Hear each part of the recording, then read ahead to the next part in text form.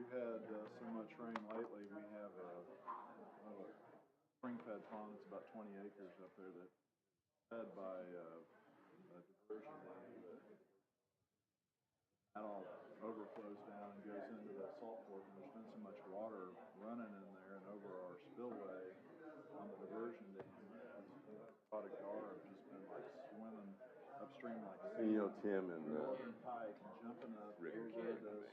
I did not know Tim. Probably about a 4-foot wall, concrete wall that they, and then they get in our diversion pipe and come into our pond, and so we're gonna have to get in there with a shock boat. Okay. After me.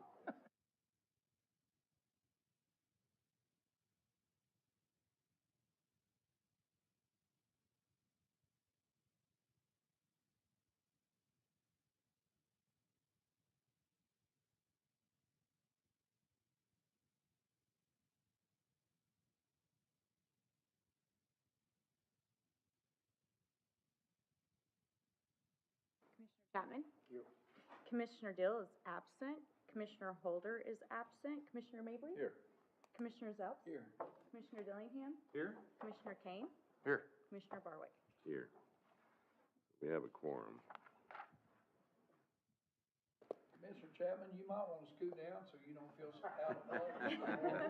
That's right, Eric. Go on. Sit down right here. Okay, invocation. Wade. Father, we thank you for this beautiful day.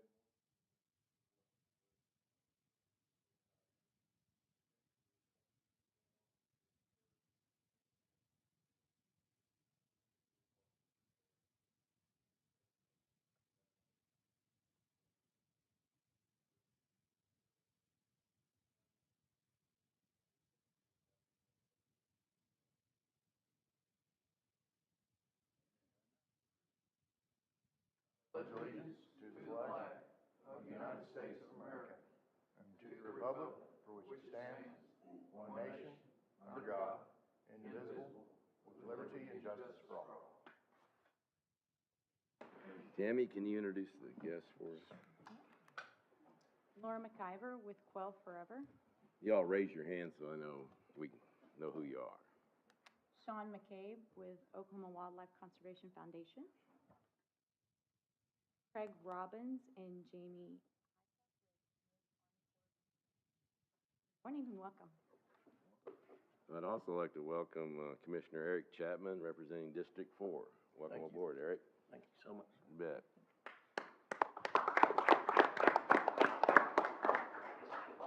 Okay. We have a presentation on a broadcast television outreach program. Micah? Morning, Commissioners. For many years, maybe a decade plus, we've been talking about the need to get in front of more Oklahomans on broadcast television. And I'm glad to tell you we are now doing that as of May 19th for the last couple weeks. And for the next 2 weeks, we're going to be running a commercial. We are running a commercial in Oklahoma City, Tulsa, and in South Central Oklahoma. What we're trying to do is to keep hunting top of mind. We want to keep people thinking about the Wildlife Department. We want to get the word out there that we're doing good things for them and keep the public approval that we have really high. So this effort was put together by Blake Padaski. Blake, raise your hand. So Blake did a great job, a bunch of different edits. So I'm proud to show that to you now.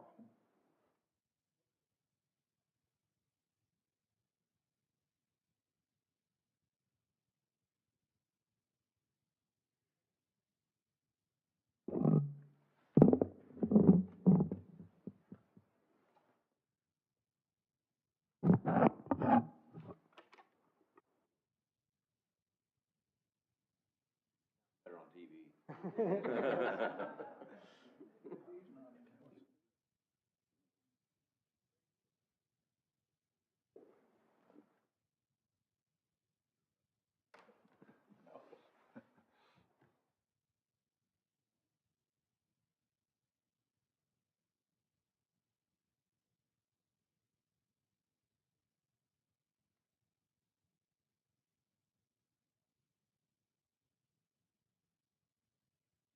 Okay, well, the audio is not going to work. Sorry about that. I believe many of you have seen it. If you haven't, I'll make sure and email it to you. The commercials are, like I said, running in Oklahoma City, Tulsa, and South Central Oklahoma. They're running about 40 times a week.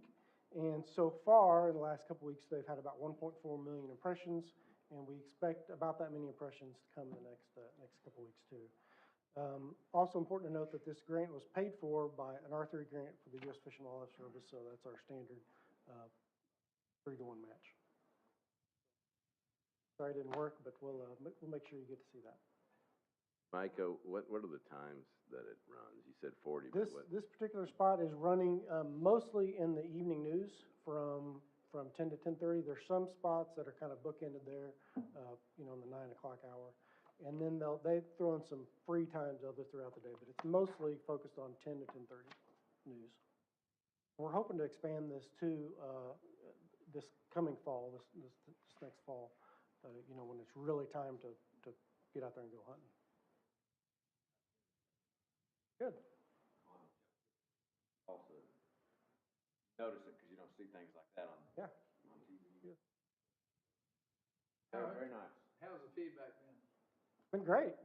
People love it. It's a really high quality spot. Blake did an awesome job putting it together. So, like Commissioner Mabry said, people are kind of surprised to see that. Oh yeah, this is great. So hopefully, sparks conversation about hunting. Hopefully the dads and the kids see it and make sure and get out there this fall.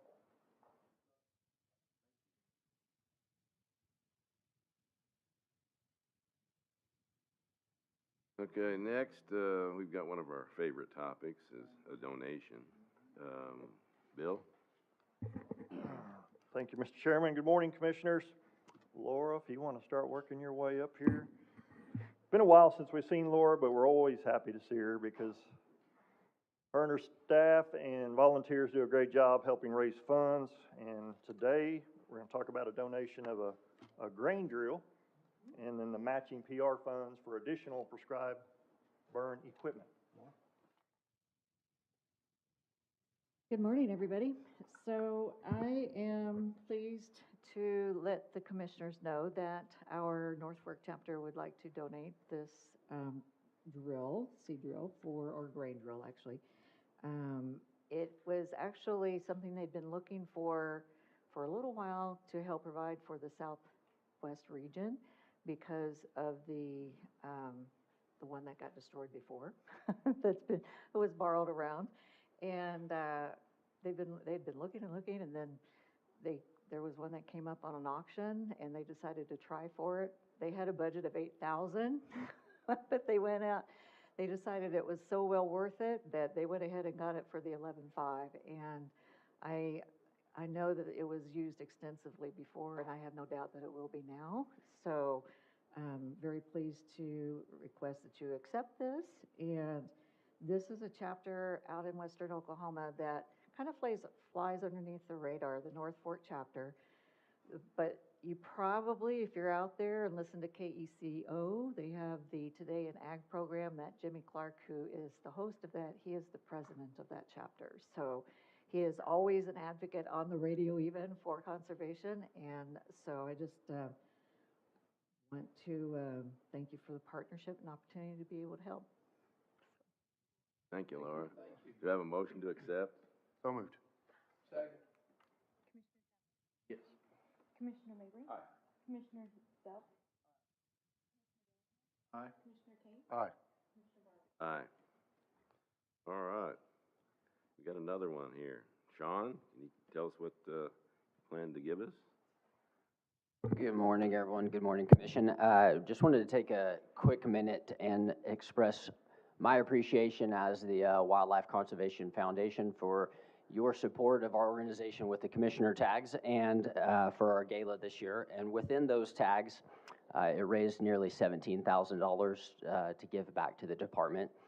After conversations with Wade and administration, that's going to go towards the department's Hunters Against Hunger program, which I personally feel like is a program that's continuing to grow, and it's going to go beyond conservation efforts with the food insecurities in Oklahoma and really make an impact for individuals who really need the sustenance and the food. And so conservation efforts are actually making a difference much broader than just hunters and anglers, it's going in a bigger piece there. So wanted to kind of give an update and also, again, express my appreciation for your support and giving those tags and how much that those are going to impact the state of Oklahoma with that match, you know, nearly $70,000 towards that program. So wanted to give an update on that. And again, thank you for supporting us in that way. So.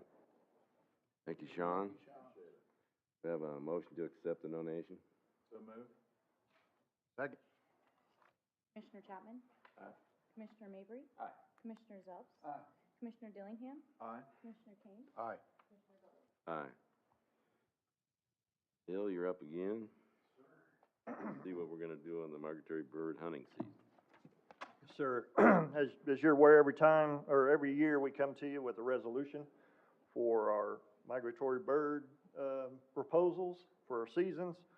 Paxton Smith is our migratory bird wetland biologist, represents us on the Central Flyway.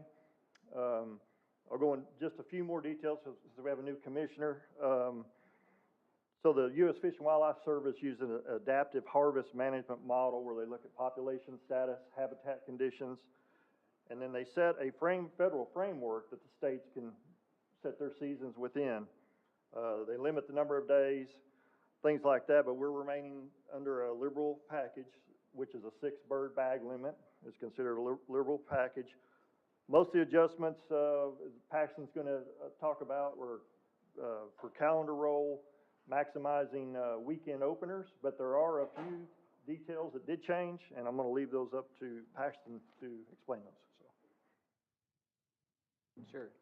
I'm just going to go down the list real quick. We got 4 relatively minor changes. So first one's going to be woodcock season being moved back 1 week.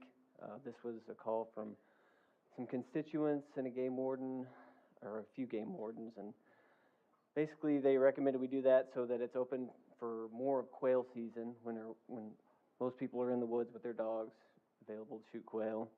And that will also open up our WMAs after deer gun season to have more available time that people can be out chasing woodcocks. So that'll be 1 week later. For September teal season, it's going to be reduced from 16 days to 9 days. So this is set annually based on the breeding population of blue-winged teal and their May survey.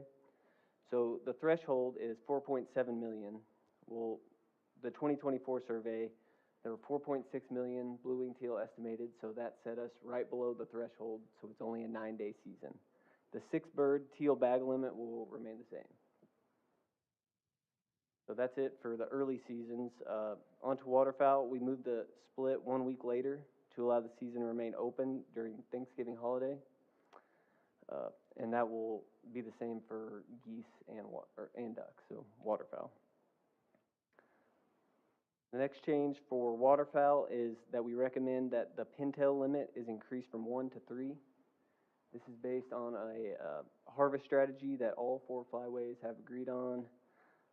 So it'll be nationwide, and that is due to an interim harvest strategy that we have been working on for years. So it's going to be 3 pintails for at least 3 years. This interim harvest strategy calls for that. And then the population will be evaluated and the season can move from there. Pintails only account for about 2 to 5% of waterfowl harvest in Oklahoma, and that's about 8,500 a year.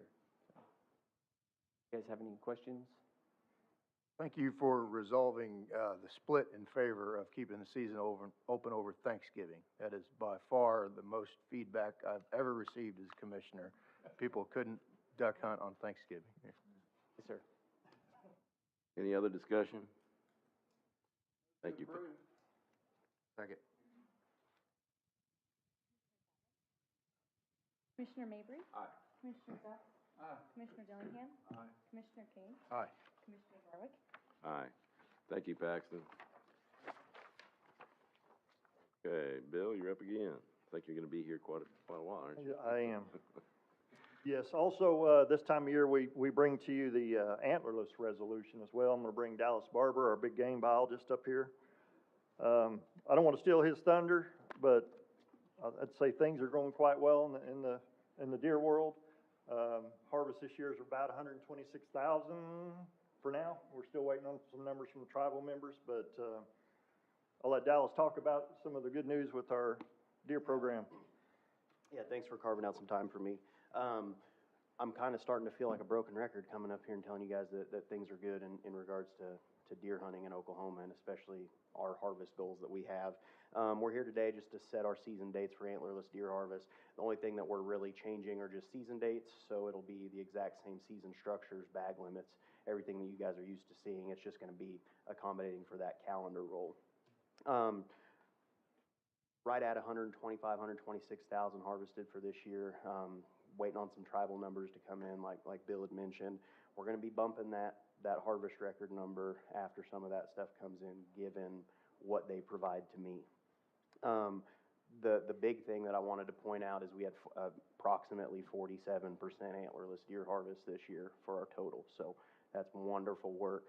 Of our 77 counties, 70 of those met that recommendation of 40 to 45%, so we're in good shape there. The 7 that didn't are all primarily far northwestern Oklahoma, where deer densities are lower, season structures limit antlerless harvest a little bit, so we're in good shape, and I appreciate your guys' time this morning. Thank you very much.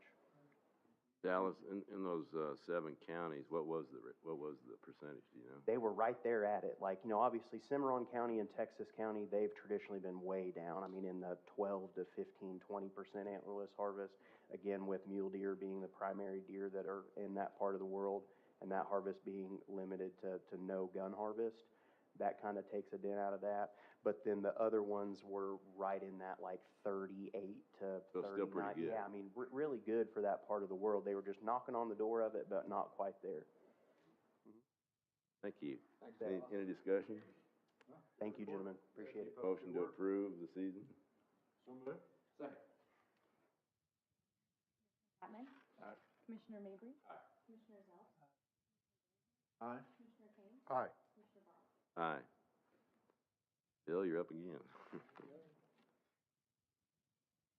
Alrighty, so moving into some emergency rules for your consideration. The first group is our waterfowl hunting blinds. The Corps of Engineers made us aware of some compliance issues on these core properties, specifically, regarding private exclusive use, Section 404, Section 106, ESA and NEPA compliance. And what that all really means is basically on core properties, if you even drive a T-post into the ground, you have to go through a lot of hoops, a lot of compliance. And so this duck blind program, as y'all know, we've talked about it for years, out there on the shoreline management, does create some problems with fluctuating water levels, etc. So staff has worked with the Corps, and they're both here today if y'all have any questions for them as well, but we're going to recommend that we do away with the seasonal blinds, but maintain the daily blinds. So hunters will be able to go out there every day, just like they do across the state, construct either on a boat or whatever, daily blind, just no permanent type structures like we're allowed under the seasonal blind drawing. And like I said, staff recommends that change, and I concur with it at this point in time. So that's the first emergency rule. And the reason it's an emergency, it's in our regulations that we're going to do it. And so we can prepare to get our regulations for this fall. It needs to be an emergency rule, so. I'd like to also point out the Rules Committee met and discussed this and also recommends approval of this emergency rule. Any discussion? Have motion approved? So moved. Second. Aye. Commissioner Mabry? Aye. Commissioner Zelf? Aye. Commissioner Dillon? Aye. Commissioner Kane? Aye. Commissioner Bob? Aye. Okay, subchapter 7, general hunting seasons. So as we were working through our timber lease negotiations, we had the Heron family approach us interested in signing a new agreement with us. So we, through the property committee, worked with them and came up with a 5-year lease for their properties.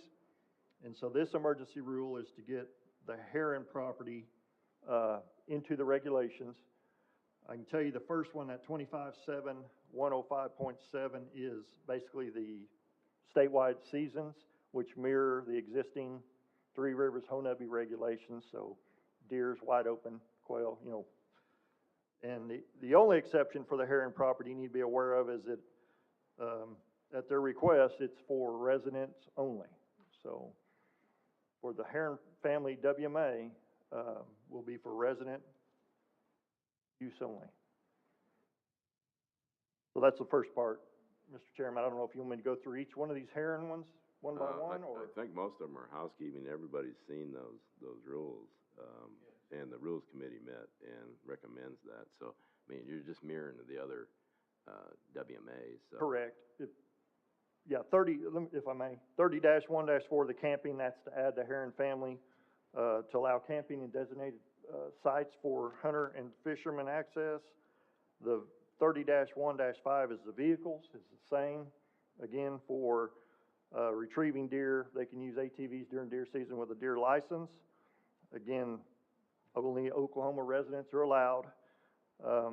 The one little caveat that's a little bit different, this came from our game warden, Drew Polk in McCurtain County, was that they've been having some trouble with gate issues, with people parking in front of those gates. So we added one line in there about you can't block the gates, basically. 30-1-20, restricted public use. That's basically the dog rule that says you can't be in possession of a dog during daylight hours on that WMA, just like Three Rivers and Honebby Creek. And that also came from our law enforcement. So those are all the Heron family. The Rules Committee also met on Chapter 30 rules and recommends approval. I'd move for approval, but do have a quick question. Wait for a second, if we could. Second. How are we going to communicate online and visually on the WMA to avoid confusion with non-residents? Let them know that it's for resident only. Right. So obviously we'll have signs down there. Online, like you said, we'll put it in the regulations. And beyond that, that's probably going to be our best mechanism there to get that word out. You have to have a land access fee unless you're under 17 or over 64, you're exempt, but maybe we could tie some kind of pop-up in there or something when they buy that permit. It might be worth even sending for the land access fees or any of the non-licensed that we know come in. Email blast just to that group right before season or something like that. Okay, yeah. Yeah, I'll work with Mike and Cini, see what we can come up with. Right. To get that WMA.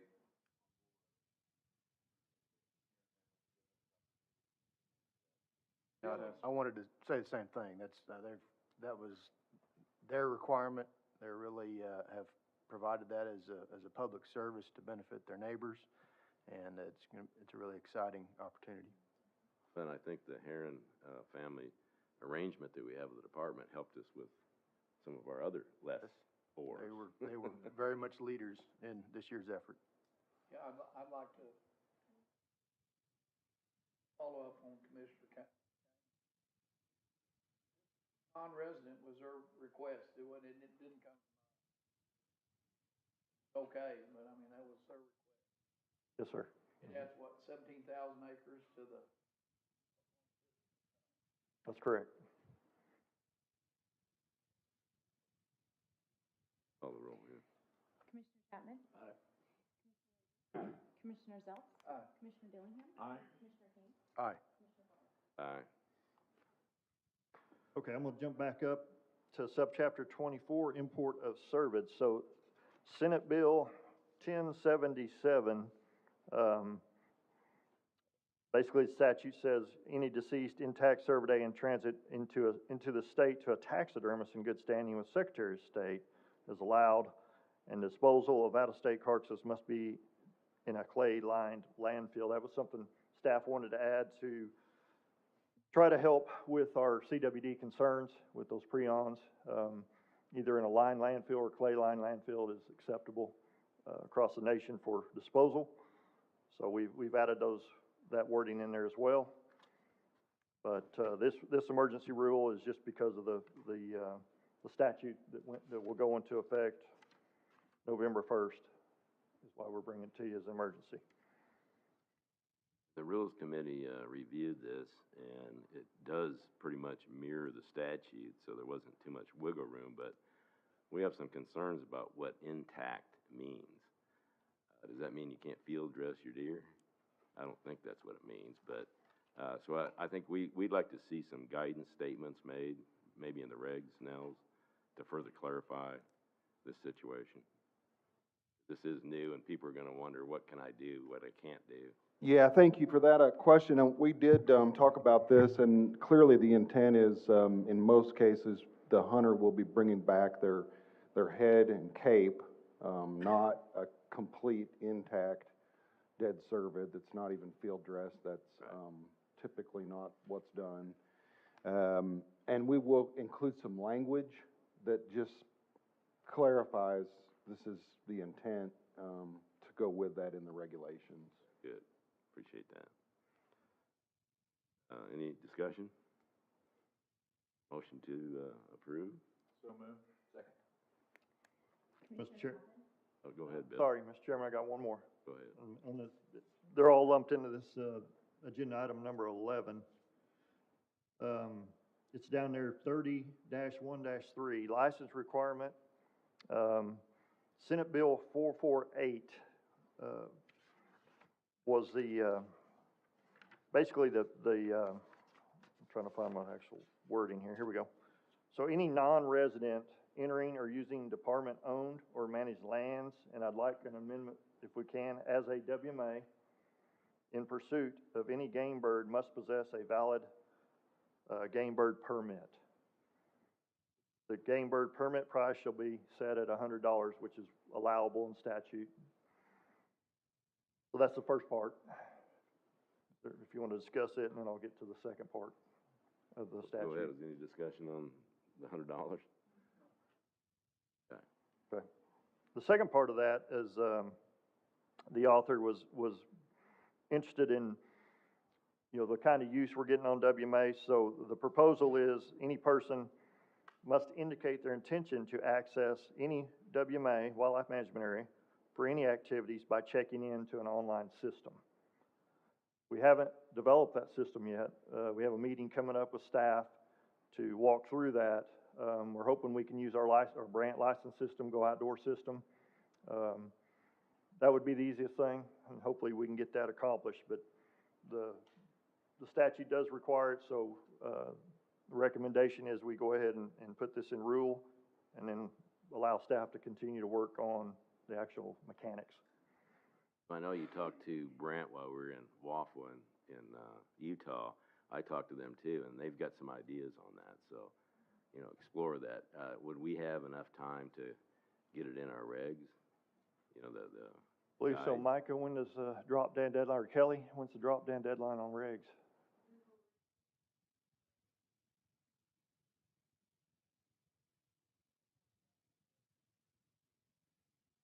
July what? Pretty tight timeline, but Yeah, we'll but it'd do really our be nice best. to be able to capture that data on the non-resident use too, so I'm sure you're on top of that, Bill. So any discussion on that? You want to amend your motion to include this one? So moved. As changed, suggested changes with the WMA. Okay. Commissioner Zell? Aye. Commissioner Dillingham? Aye. Commissioner King? Aye. Aye. Thank you. Thank you, Bill. Next item is approval of the minutes. Do you have any discussion? Got a motion? I have a motion to approve. Thank you. Commissioner Mabry? Aye. Commissioner Zell? Aye. Commissioner Dillingham? Aye. Commissioner King? Aye. Commissioner Bowers? Aye. Wade, Director's Report.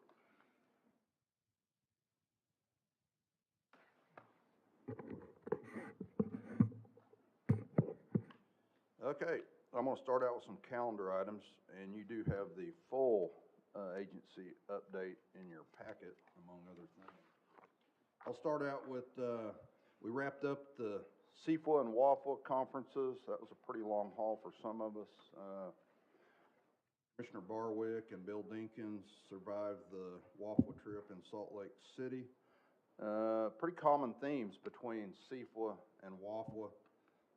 Lesser prairie chickens, wind, solar, federal funding, what's that look like for agencies, NGOs, RBFF, those type of NGOs, are taking a pretty big hit. Some of them have really had the funding yanked out from under them. A lot of big surprises. They had to cut people and a lot of challenging times right now. A lot of talk about species of greatest conservation need, and then a lot of terrestrial and aquatic habitat and species discussions at those meetings, as well as ongoing R3 talks. Several of us in the room attended the game warden banquet. It was on Friday and Saturday night. I don't know who. I think Joe is kind of in charge of setting all that up, but there's always a dozen people or less, usually 6, that do all the work and make it look really easy, but they know how to put on a banquet, and 225 or so people there Saturday night. If we ever have another expo, whoever's putting that one on can help with that, but very well organized, lots of door prizes, good time. So, Nate, who kind of sets that up, and who are the 6 to 12 people that do all the work on that thing, because they did really good? Well, it's a board, they have a board. Yeah. But Yeah.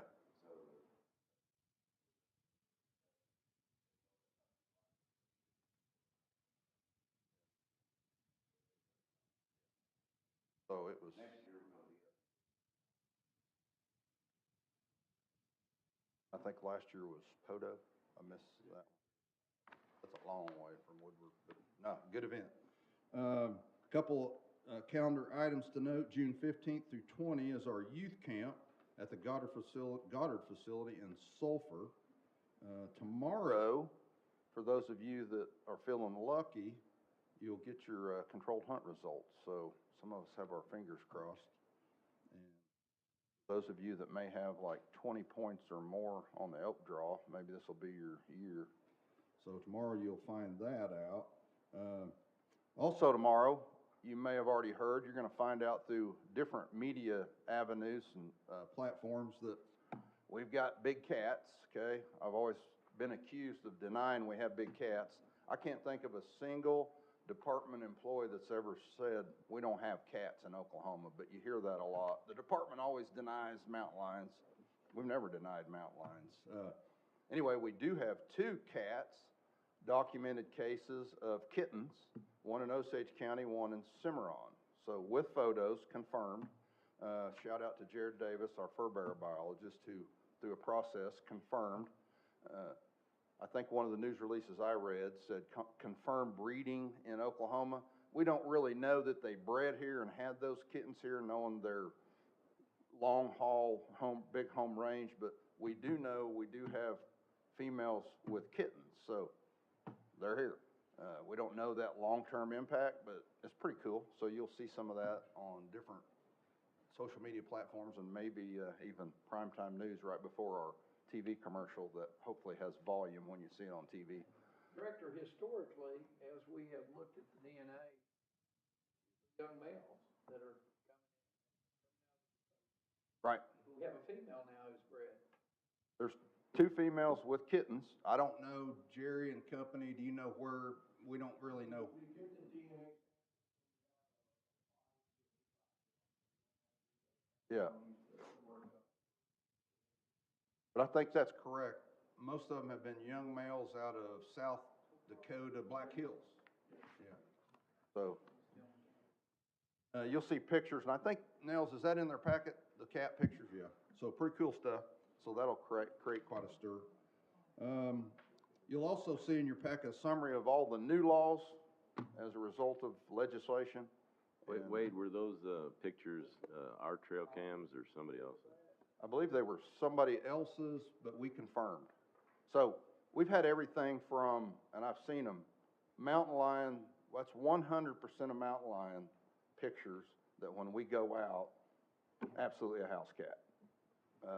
So we do have ways to go out, you know, look at the plants, look at the vegetation, look at distance, the feeder, wherever they are to kind of confirm. Most of them have been. Okay, we've never denied cats, but we have confirmed that most cat reports are bogus.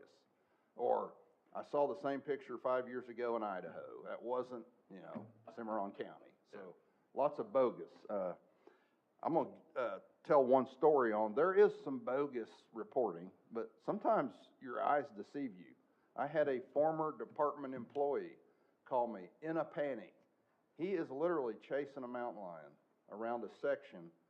I've got my first mountain lion sighting. I can hear the truck engine revving up, and he's trying to get around the section where it's running, and it's kind of rainy. Always, guys, right? It's rainy, foggy, the visibility's not great, but he's like, I'm coming up on it, I'm coming up on it. Then I can hear the truck just shut down.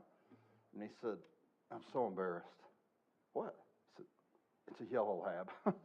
So even a department employee can mistake a cat. So they're not always, you know, spot on. I'm not going to tell you who that is, but he now works for the Fish and Wildlife Service, I can tell you that much. Okay. We have had 85 confirmed sightings. Jared Davis literally herds the cats on those kind of deals, so appreciate him and his guys for keeping up with that. I'm going to get right into the agency report stuff. In administration, I'm going to go pretty quick because we've got a pretty full agenda. We've got Vicki, Skaggs, and Micah spent considerable time coordinating the Corn Ferry focus groups. We're through, as many of you know, going through a pay study. I believe every employee and at least the commissioners on the personnel committee have been interviewed. So we're starting the next phase, which is the comps of that process. So Vicki, Micah, Andrea have been dialed in and engaged in that extensively. So the difference between this pay study and the one we did years ago, Hay Group, is that every employee is being engaged, and then all the chiefs and assistant chiefs set on a team to make sure the process flows smoothly and communication is good. And then accounting held interviews. Again, you've heard that before, and found us a new CPO, the next greatest candidate, who started in May. So good there in accounting section. And then this is not meant to be humor, and was actually put on here a few weeks ago, but phase 1 of the Oklahoma Room AV system revamp has begun, and it'll start this month. So somebody has determined there's a need for things like audio-visual improvements, and I think we saw an example of how this is needed. So if you get a request for a budget add-on or some additional funding needed, please vote yes, because much needed. And then some training will start in July. I'll get right into fisheries. Staff assisted the Nebraska Game and Parks Commission in collecting and incubating walleye and saugeye eggs. For years, we did it ourselves. We set nets, checked nets, collected walleye, stripped, fertilized eggs, raised them at Byron Fish Hatchery, and did all that. And then I believe I'm correct, Ken, Richard, we're all doing that now with kind of an agreement with Nebraska, and get a lot more fish for a lot less cost and employee time. So that went well, and we hatch them out and distribute them to the hatcheries and reservoirs across the state. And this extensive initiative is essential for staying walleye and saugeye populations across the state. The team also completed the annual production of 5.5 million hybrid striped bass. That's a lot of striped bass hybrids. Supported by the collection of striped bass broodstock from key tailwaters. So lots of fisheries guys behind dams doing that kind of work, which helps our reservoir fisheries. Hybrid striped bass are a major sport fish species, and this effort ensures healthy fish stocks for recreational fishing. And then fisheries was involved in spring electrofishing and standardized sampling protocol. conducted across the state, and monitoring trends in fish health, age, abundance, and that provides guidance for future stocking and management consideration. Significant progress was made on Lake Watonga. We are showing a 75% completion. This thing has gone on for 7 years, Ken? It's nearing. The big question, not to put you on the spot, 75% completed, when are we gonna be able to fill that thing?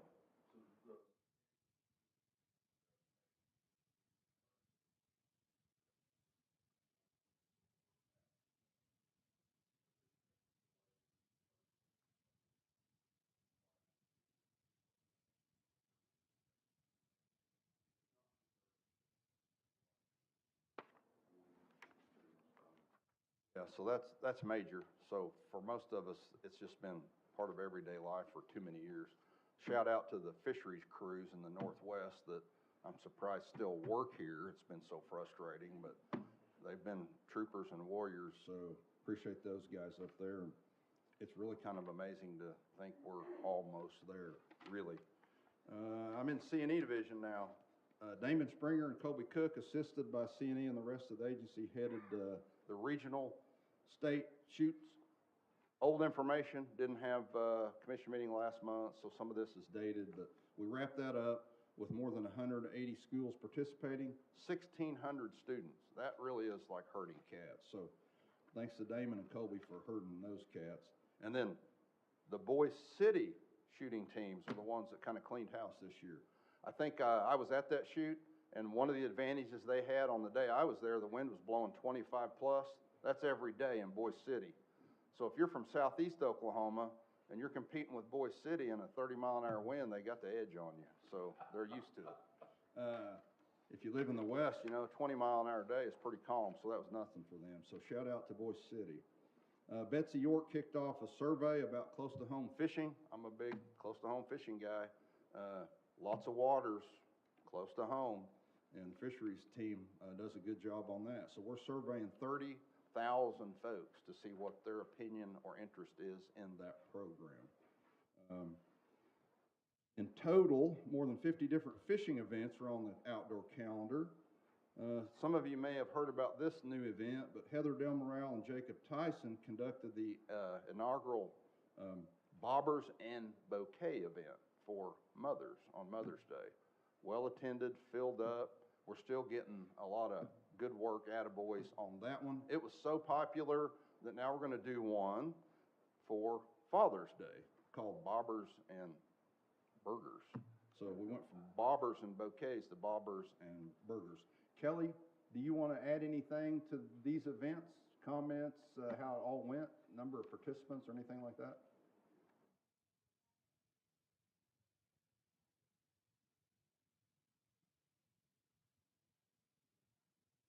So I think they're going to get bigger. It was definitely a big hit. So good job to C&E on that. Also, Aaron Ralston, Kelly, and Pake Wise attended the Oklahoma School of the Blind Fishing Clinic in Muskogee. That's very interesting, very cool. You have to add something on that one. How did that go?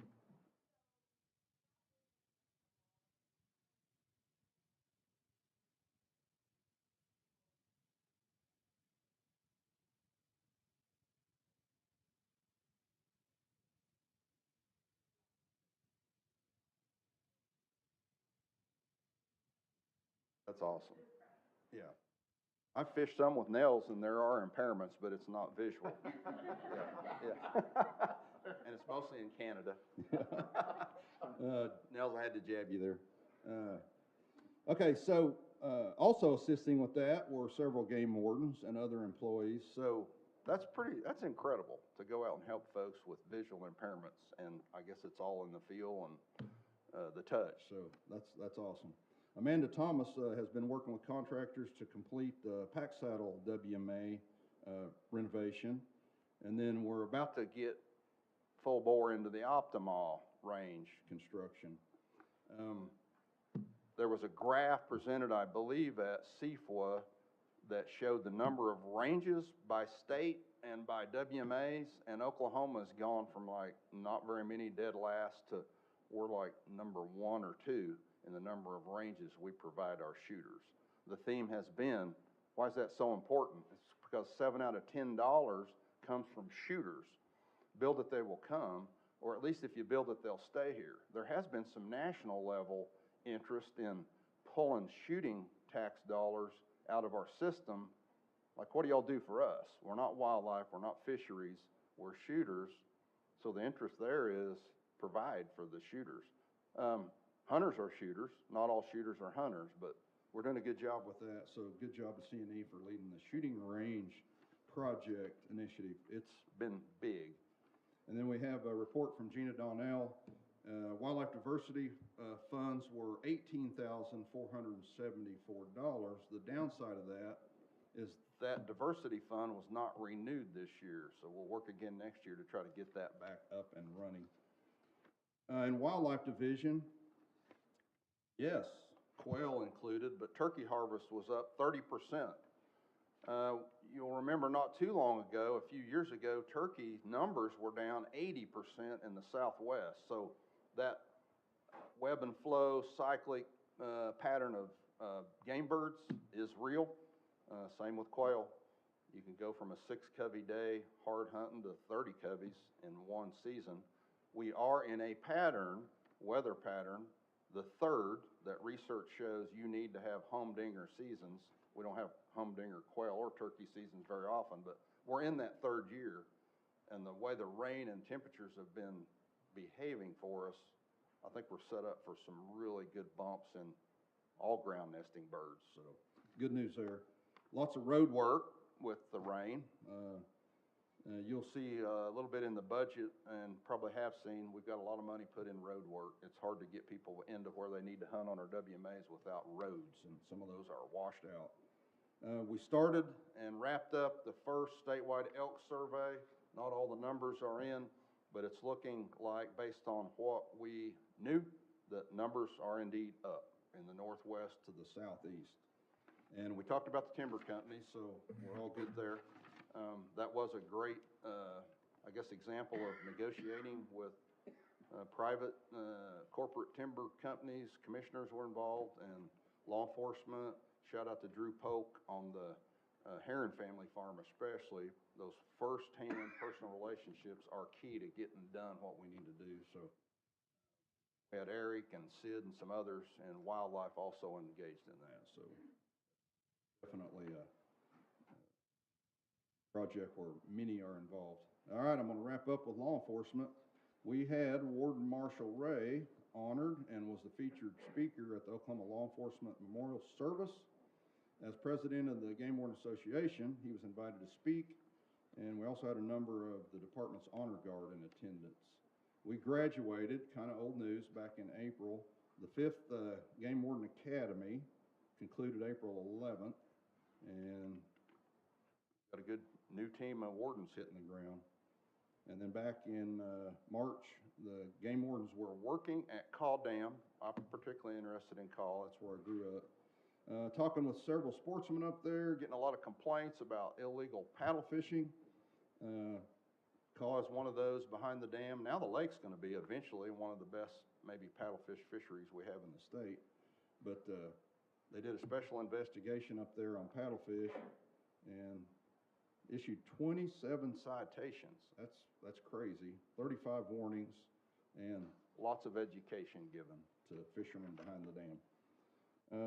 We had Warden Blackburn, District 7. This is crazy stats.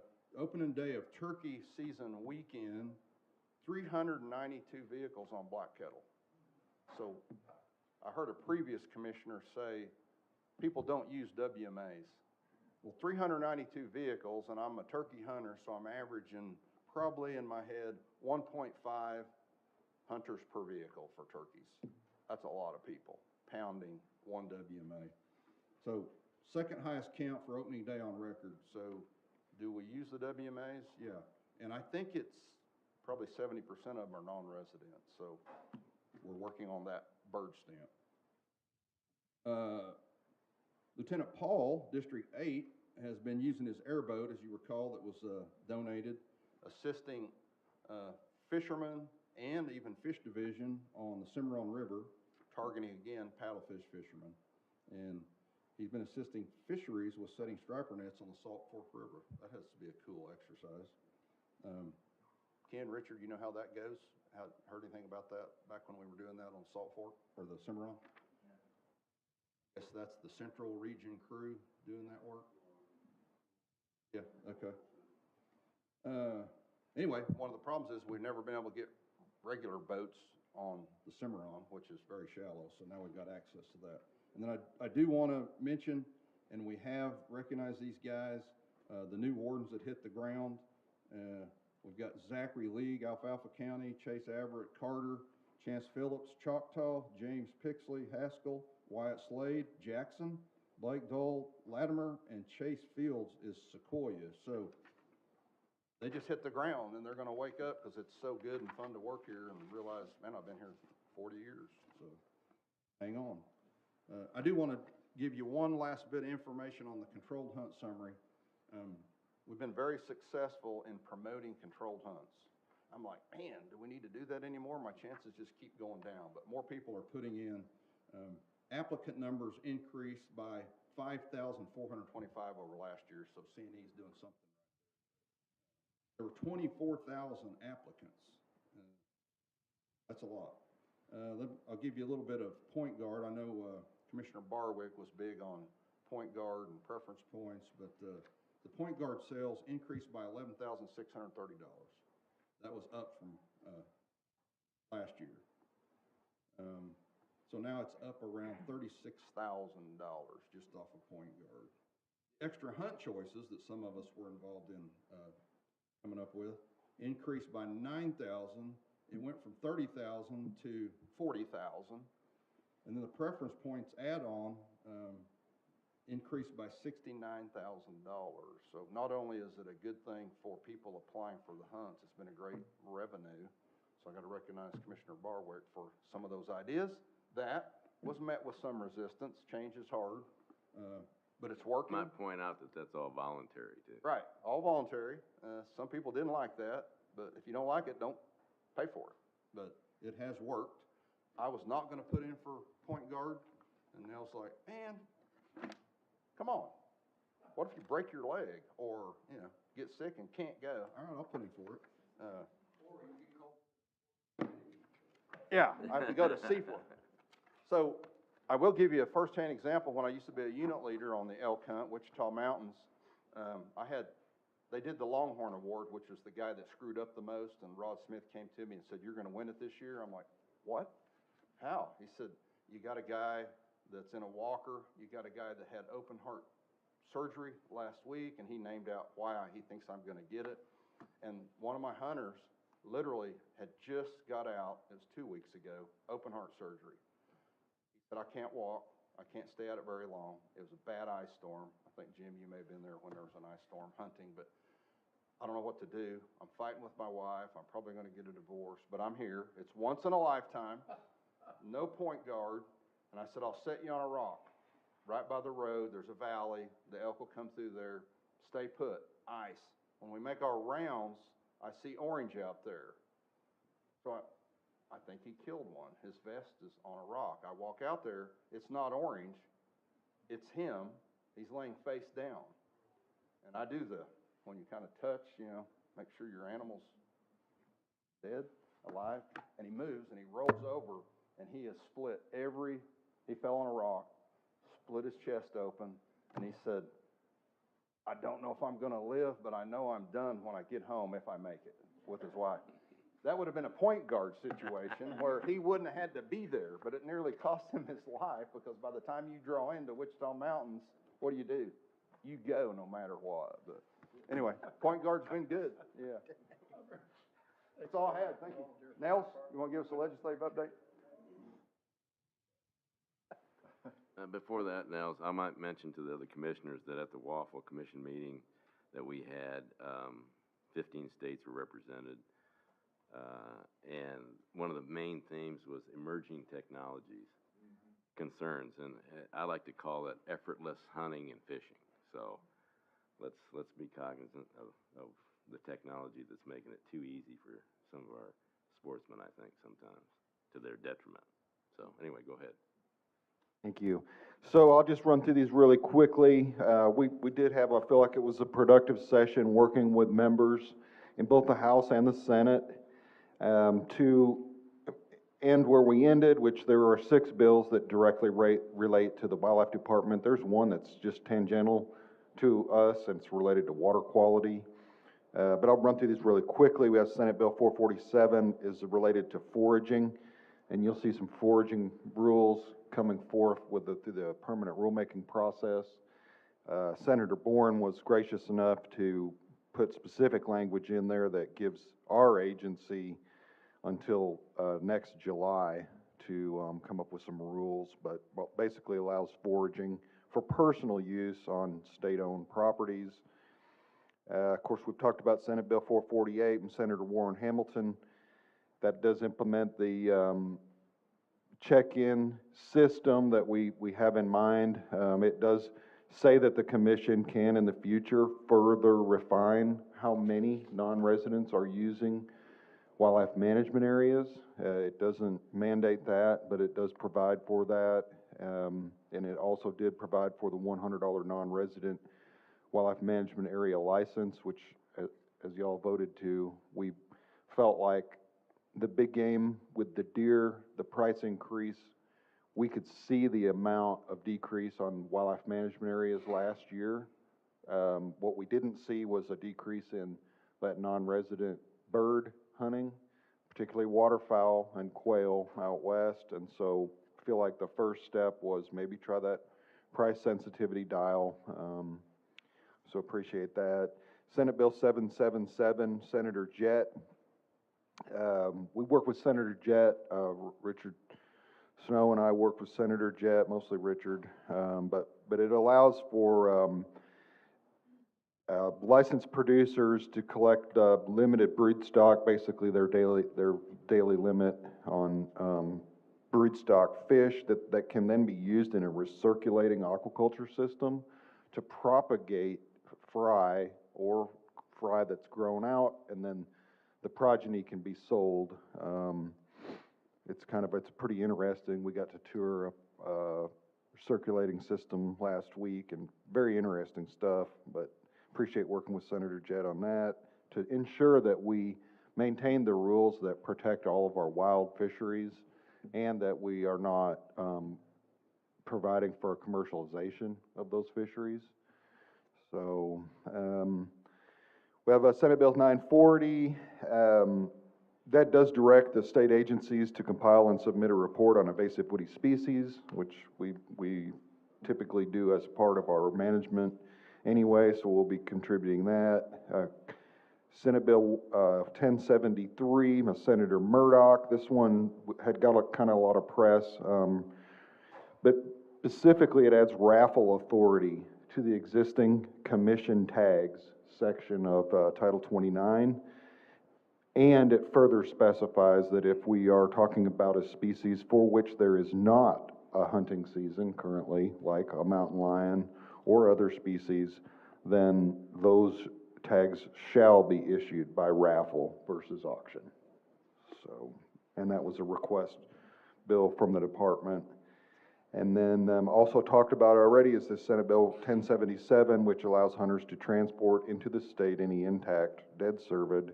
And as we mentioned, really there's probably not a lot of intact dead cervids that are coming in, but more likely heads and capes. And we'll make sure that hunters are aware that that was the intent, was to allow people to bring those in versus the direct language, which is intact dead cervid. So,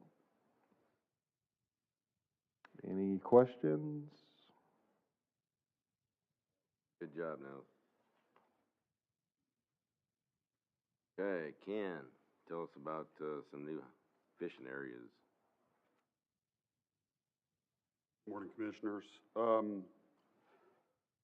For agenda item 14, we're asking the commission to consider adding Echota and Stunkard fishing areas to the conservation passport list. As you might recall, during last year's August 5th commission meeting, a resolution was passed that updated the pricing structure for the conservation passport on department-owned lands and fishing areas. Echota and Stunkard are both located on the upper Illinois River and were formally included under a cooperative agreement that we have with GRDA. However, they weren't included on the most recent version of the agreement that was renewed earlier this year. Basically because these two fishing areas have little or no benefit to large-scale float operations, which is primarily GRDA's interest in those. And so, because they weren't included in the renewed agreement, we're asking that you all approve them being added to the conservation passport list. And where's that listed? Where's Sorry? that listed? All the ones that require a passport? It's listed in the resolution, I think. So are we amending the resolution? We're asking that you amend the resolution to add those two fishing areas. Any discussion? So move. Commissioner Mabry? Aye. Commissioner Zelf? Aye. Commissioner King? Aye. Aye. Okay, Ken, tell us about the next one. Next, this agenda item 15 relates to the recent passage of Senate Bill 777. Nels already gave a pretty good overview of at least the legislative process. The original version of this bill contained some language for which we had several concerns. So staff, namely Richard and Nels, were able to work with the bill's authors to revise the original language and make some compromises, which we felt like we could live with. Of course, there's still the need to promulgate Title 800 rules to align with the changes in Title 29. And so that's basically what we're asking for. Is the proposed rules. We believe the proposed rule revisions accomplish that, and so it's our staff's recommendation that the emergency rules be approved. The Rules Committee met and reviewed this rule and recommends approval. Any discussion? Any motion? Move to approve. Second. Chapman? Aye. Commissioner Mabry? Aye. Commissioner Zelf? Aye. Commissioner King? Aye. Commissioner Brown? Aye. Thanks, Thank Ken. Andrea, tell us about the money. Good morning.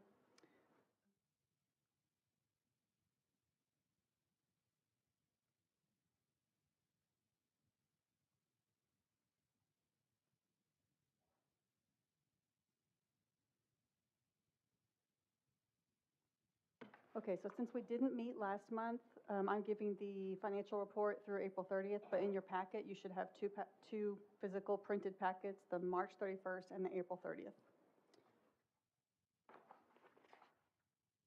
April 30th is comprehensive.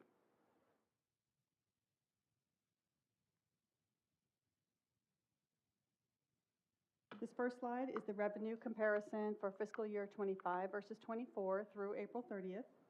Collections through April 30th, 25 totaled $58,863,595. And this time last year was $56,119,904 for an increase of 5%. This next slide is one that I've been working with Mike Chrisman every time we meet to kind of give you guys an insight to what's going on with the license bill, the licenses that were impacted by Senate Bill 941 that went into effect July 1 of 24. So this assessment right here excludes lifetime licenses, but through May 31st, comparing those 2 years, our total increase in license sales for those license types was $5,273,638. So we have one more month of sales before this number will be final.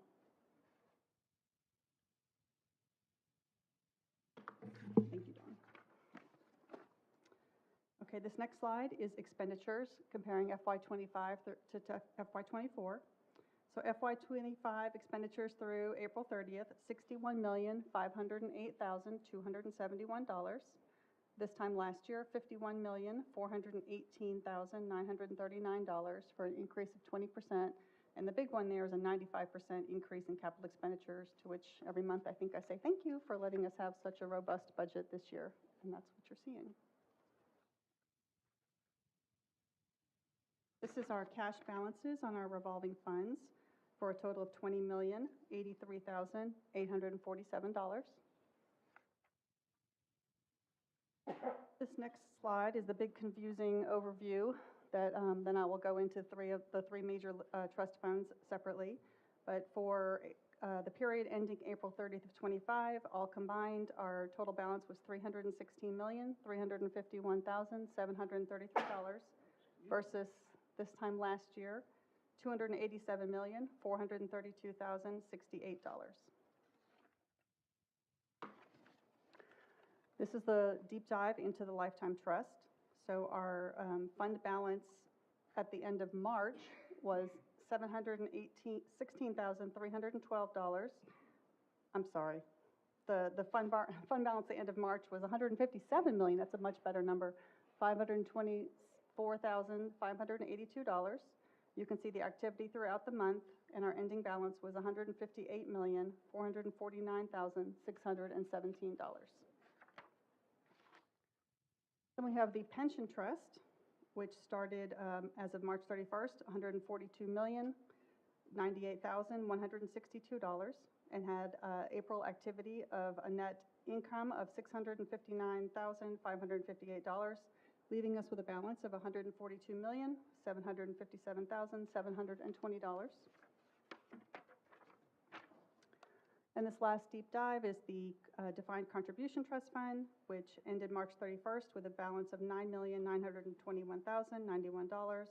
April activity, net income of $74,771, leaving us with a combined balance or ending balance on April 30th of $9,995,862. And because we did not have a meeting last month, we have two slides with contributions for your consideration. We have $72 that were received in March and $2 in April. Is that a youth contribution? I'm sorry? Was that from a youth? It was for the Oklahoma Youth. Can you go back one? The $2 contribution. Oh, it was from a person, Cheryl Clayton, just a general contribution. We don't know whether it's a youth or not, that might be her entitlement. But piggy bank? Could be a roundup kind of situation, I don't know. Thank you, Andrea. Any discussion? Motion to approve the donation? So moved. Commissioner Zelps? Aye. Commissioner Dillingham? Aye. Commissioner King? Aye. Commissioner Rea? Aye. Okay, Andrea, tell us about the budget. So Andrea, if I might, on behalf of Commissioner Holder, who was not able to be here today, who leads our Finance Committee, just want to make a few comments before Andrea gets into the details of the budget. Every year, it's a very collaborative process with the entire department, all the department heads, executive leadership team, and involving a lot of staff. But particularly a lot of heavy lifting by Lindsay and Andrea, and I can't tell you the amount of time that they have all spent working with this budget. I also want to make clear that this budget is a tough budget, even with regards to, we saw we had an increase of about $5.2 million this past year from the license bill, which was a lifeline. Certainly to the department that we needed. It had been well over 20 years since we had an adjustment to our revenue on our license fees. It was about half of what we had expected. Fortunately, we only budgeted about half of what we expected this past year. We do believe that there were some nuanced reasons for that, and we believe it'll normalize, over the next few years, and should ultimately get to our projected levels, which also will help, because when you look at a high level, we're $70-ish million behind, not on a wish list, but on actual true needs of the department and our capital expenditures, various assets for fisheries and wildlife, and IT, and I mean, it just all adds up to a lot of needs, and we can't fund all that with our current revenue, and we can't fund it all at one time. So we're trying to prioritize that. So our department chiefs and leads and team all worked really hard to come up with not what is a wish list, but what we absolutely have to have from a priority standpoint for a baseline budget. So we all appreciate all of your efforts, and we understand that there's a lot more needs than what this budget allows for, and so we're working on that. We're also working with regards to Corn Ferry was mentioned earlier. We're hopeful in the next 60 days, and maybe by our August meeting, we'll be able to report on the outcomes of the Corn Ferry compensation study. This past year, we were able to, because of the license bill and the increases allowed, catch up on some of our compensation needs that were below, but in no terms do we believe that we're completely at par yet. And so we really wanted to get informed on this compensation study, and I also appreciate the entire department and all the staff of the department participating in that. It's really important to have your feedback. And so we're really looking forward to that report, and we may have to come with alternative plans for revenue and alternative plans for expenditures that are a one-off off this budget. But for now, we wanted a budget based off of known, and so that's where we're at. Just a few highlights on revenue and personnel, and then I'll turn it over to Andrea. As I mentioned on Senate Bill 941 from last year, I want to thank the legislature for supporting that. It's been huge for us in getting a lift, and hopefully that lift will continue.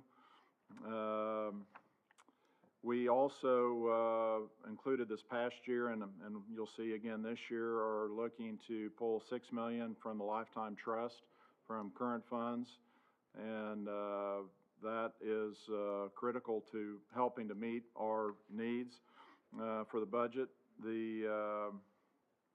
It does not include, from a revenue standpoint, the game bird license revenue that we're estimating could bring in as much as $500,000 annually, and that's because the commission had not addressed that at the time of the budget.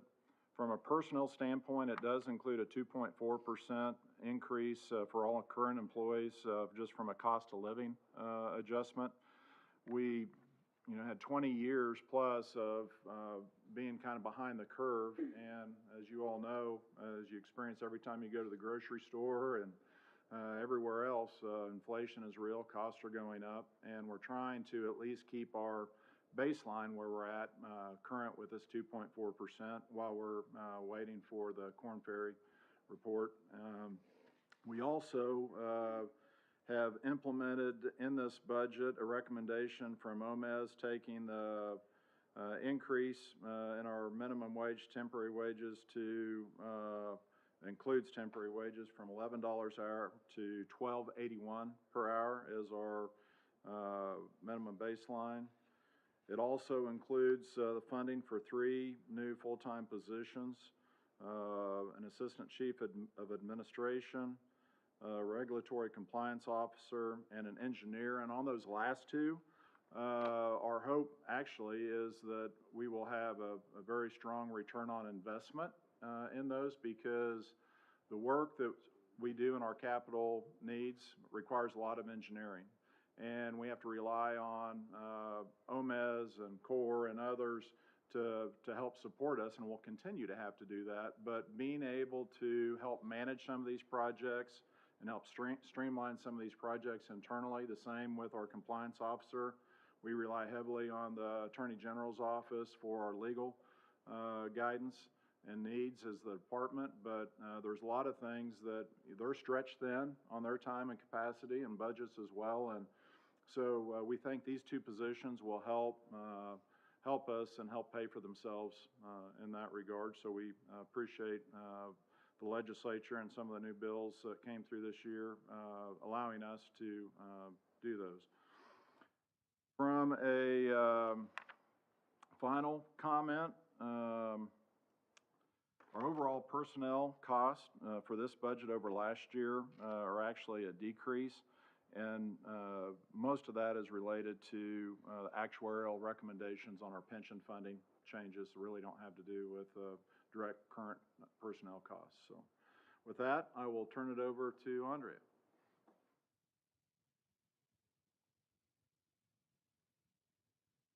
This kind of is just a quick recap of the process that took us here. As he mentioned, it was very collaborative. We did have a kick-off meeting with the Finance Committee back in March, and so here we are 3 months later. So that's really how long it takes to get budgets ready. The divisions identified their baseline budget needs. They created a list of add-on requests and also capital expenditures. And then our federal aid staff kind of looked at what those projects were and estimated grant revenue based on what the division was saying that they would like to do this year. Accounting and license estimated revenue. Human resources developed a personnel budget, and everybody met with everybody to discuss everything during multiple meetings. The Commission Finance Committee met 3 different times to go over what we were proposing. Lots of additional hours, meetings to make sure everything balanced, and then the proposed budget was finalized and submitted to you guys on the 30th of May, and here we are today. This first slide here is a budget comparison for FY '24, '25, and '26. And the main point here is in the bottom right-hand corner that the budget is flat, 0% change there. You'll see that personnel costs a little bit down, 3%, operations down 4%. Capital expenditures up again, and you'll see more about that when we get into the capital expenditures, but collectively 0% change. The next 2 slides look at our revenue, and the important points here, in my opinion, are the fact that the license bill bump is still being budgeted at $6 million, and that our estimated pull from the lifetime license interest is also $6 million, which is the same as last year. And then our federal grant revenue is up $6 million, and that's related to the individual projects that have been identified in the budget. And you'll see a lot of that in the capital expenditures.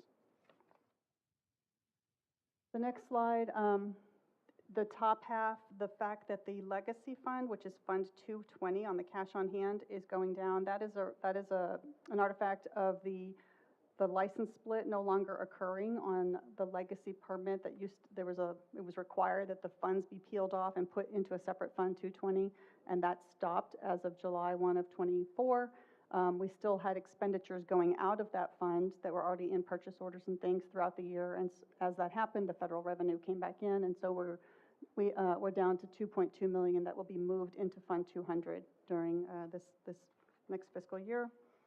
The next section is all about the money that comes in and out, things that we can't spend. It's the revenue that we received for federal duck stamps, the Lake Texoma fishing license, federal controlled hunt user fees, and then, of course, money going to the Lifetime Trust.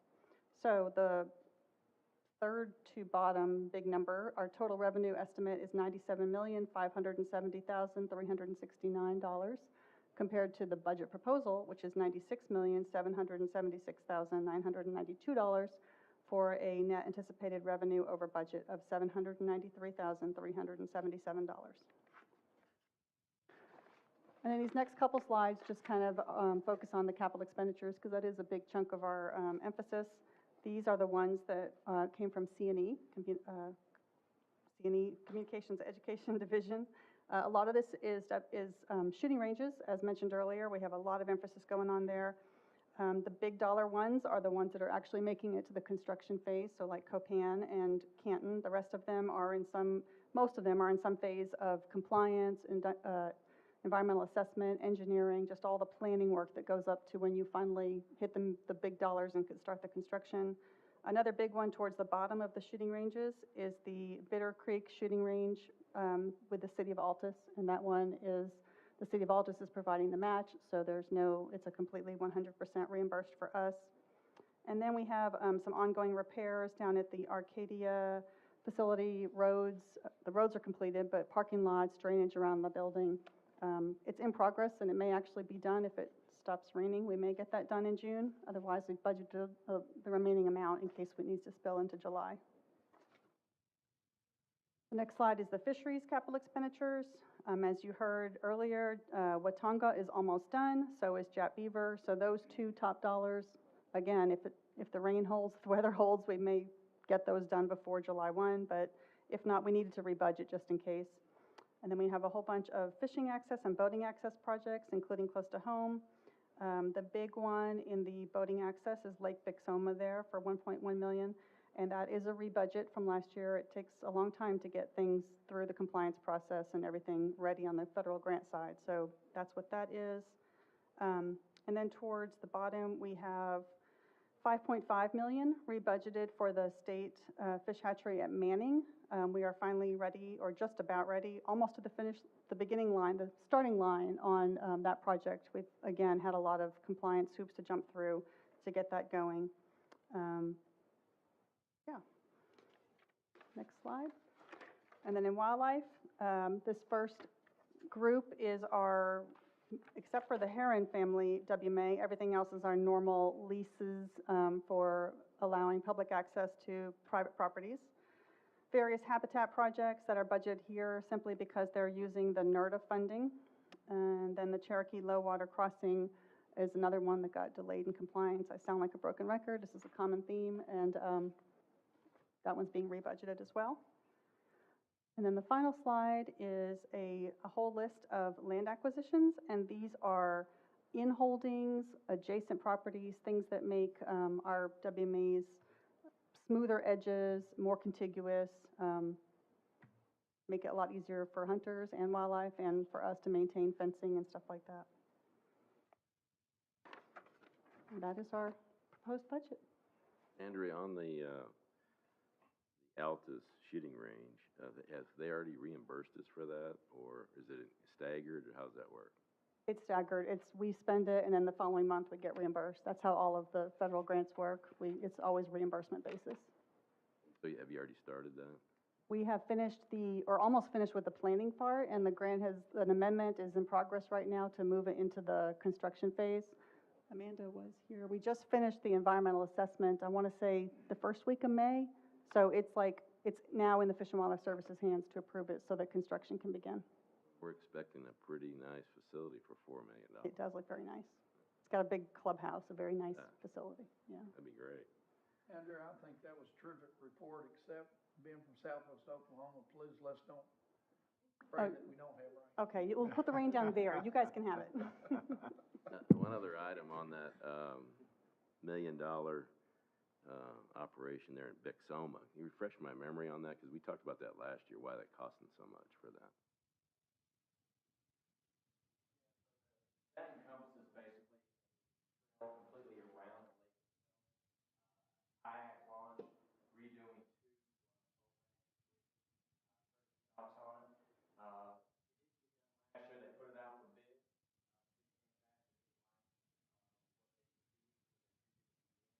We're hoping to have it completed last year.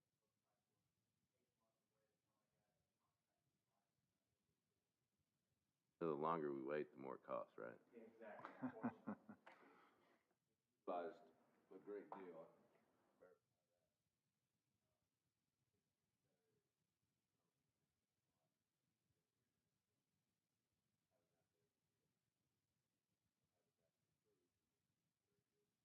Yeah, there was a guy last year from the media that said the same thing, so. Mr. Chairman, I don't want to rush any questions of Andrea on the budget, proposed budget, so please don't take it as such. But as mentioned earlier, the Finance Committee has met quite a bit on this, and at our most recent and final review of the proposed budget recommends approval of the same. No discussion, we have a motion. So moved.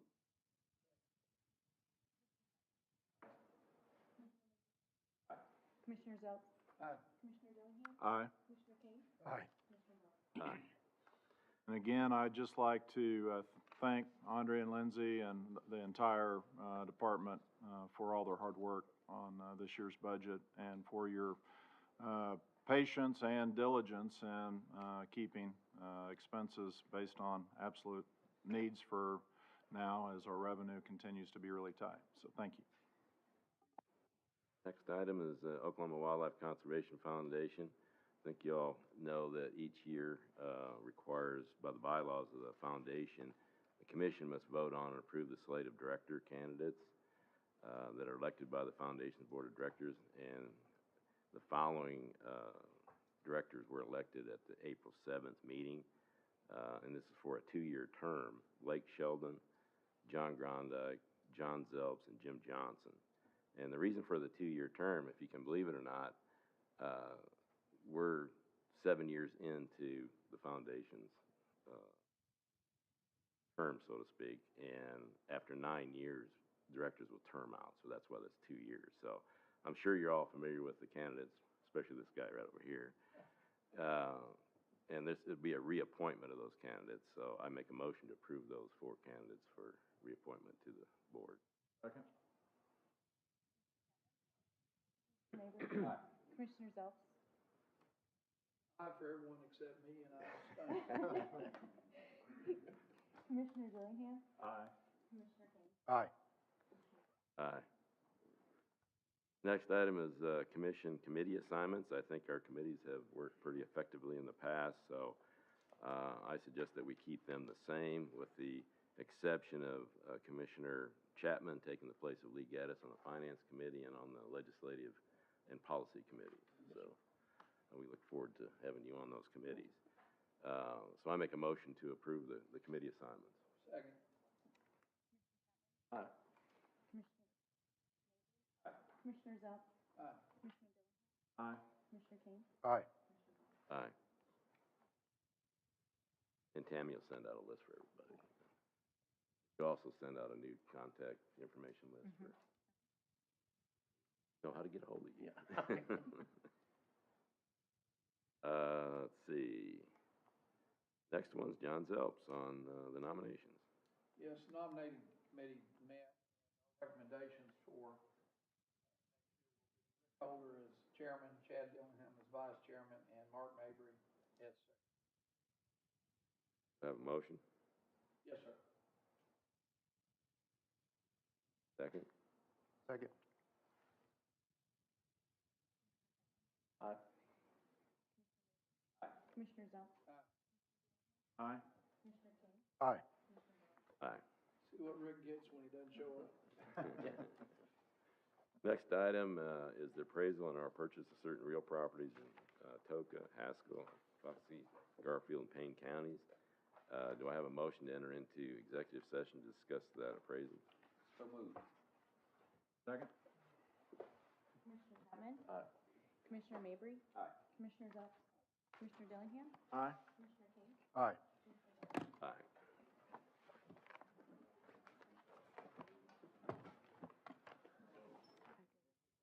Let me see if you...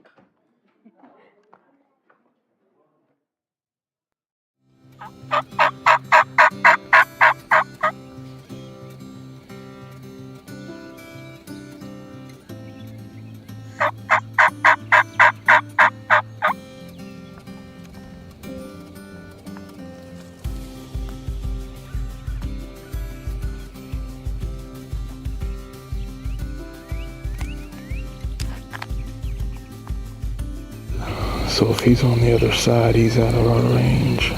The one that's gobbling at the moment. Unless, if he's heading west, we can still jump over and on all this right here. Which it kind of sounds like that's what he's doing.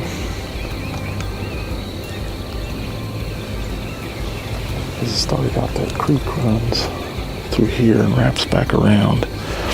So it kind of sounds like from the few gobbles that we've gotten that he's actually heading himself west. Sit and chill until we hear something. It's really hard to walk around blindly and not know what's around in the open. It'll scare anything that you see. So we need something to talk to us. This is my daughter, Caitlin Mounts. This is my dad, Wendell Mounts. Deer, wild pigs, turkeys, ducks, and geese is primarily what we hunt. It's kind of in the area where we live. And the fishing, my favorite is fly fishing for trout is definitely my favorite, but we do crappie fishing as well. Yeah, I think the earliest that I can remember is probably a deer blind hunt that we did with my cousin, and I just remember falling asleep, and when I woke up there was this deer and he killed that deer. I thought that was pretty cool. I eventually, how old was I when I killed my first turkey? You were 9. 9. Yeah.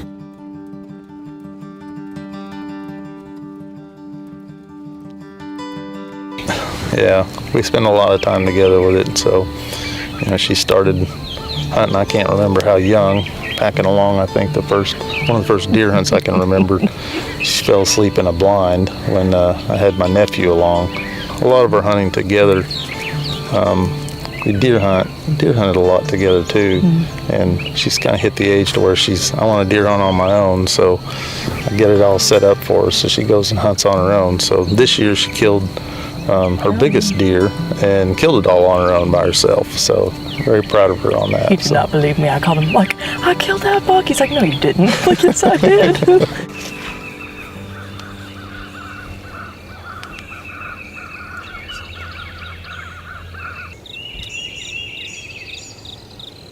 It's been going good so far. We got up early and we came up through the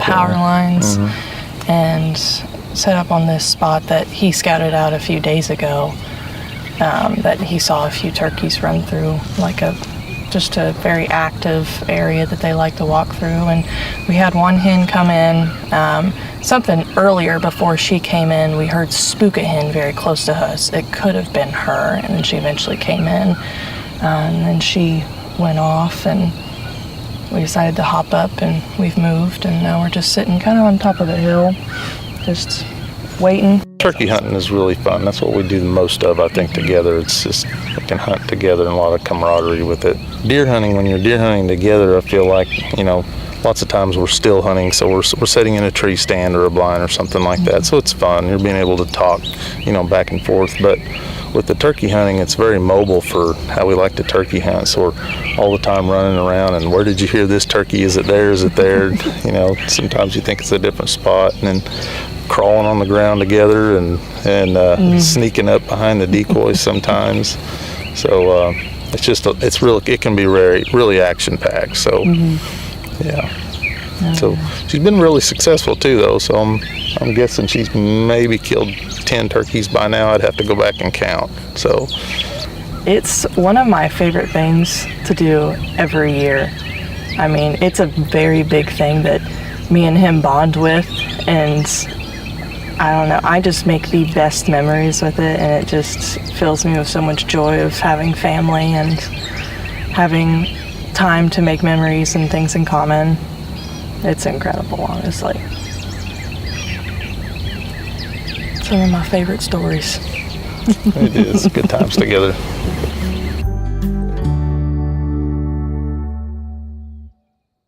It's second day of season. We picked this day instead of opening day just because the first day was going to have a whole lot of wind. And with the little previous scouting, I noticed that the birds were not gobbling a whole lot. So I was a little concerned to put in a hunt on a super windy day, not being able to locate the birds. So just waiting one day was going to put us on a much better day. But already knowing that they weren't gobbling a little bit or a lot had me a little bit concerned. So starting out in the morning, we had an idea where we thought they would be set up.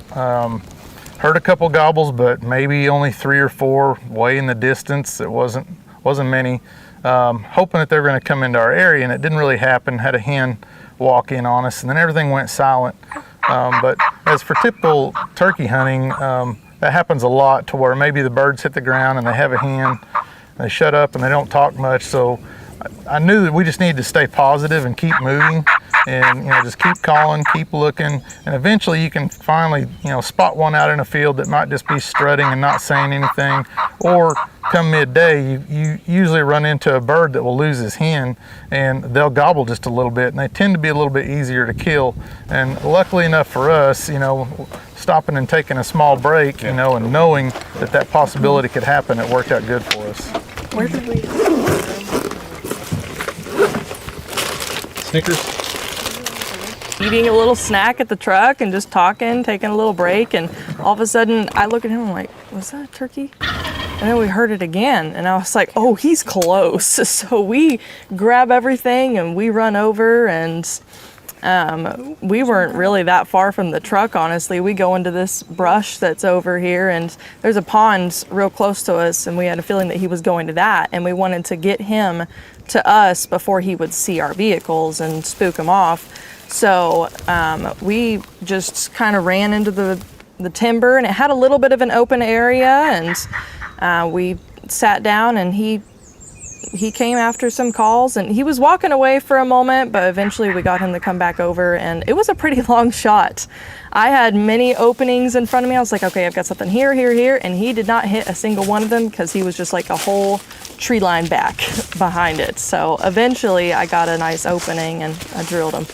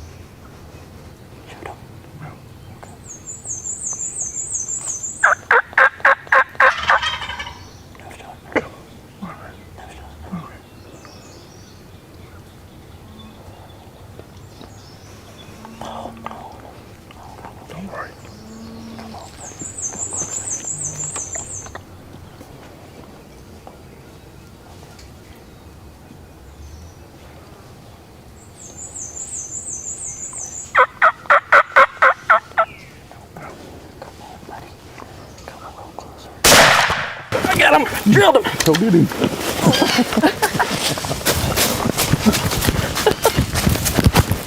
Woo!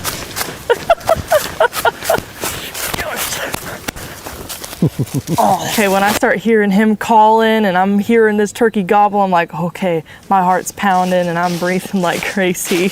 And I'm usually just take a deep breath and just slowly follow him. And eventually I'm like, okay, I got a shot. I'm gonna take it. And I think I've almost always killed a turkey. So it's always so much fun. She's a very good shot. She's missed much less than I have on turkeys. He's a good Tom. Got some age to him. Take awesome. Your face mask off so I can see you. See you smile. You think about hunting turkey? Oh my gosh, I love it. It's one of my favorite sports ever. This is awesome. He's pretty fan. Oh yes, look at his colors. Beautiful. Gorgeous. How do you feel? Excited. Oh, that was a long walk. We had a lot of walking and no talking, and all of a sudden, he's right there. That's awesome. Yeah, look at that. An hour or two on. Yeah, it's so humid today too. That's awesome. Yeah, hopefully at one day she's doing the calling and guiding for me and pushing me around in a wheelchair so I can still kill a turkey. There he is. Boom. Yeah. I'd say I just hope for what we have been doing for many years. I mean, all of our memories are so incredible when it comes to hunting. It's just how we have found our way to bond as father and daughter. And I pray to God that that continues for the rest of our lives as long as we can, and maybe hopefully in the future some more come along and join us in those and more memories, but if not, I just love my time with my dad.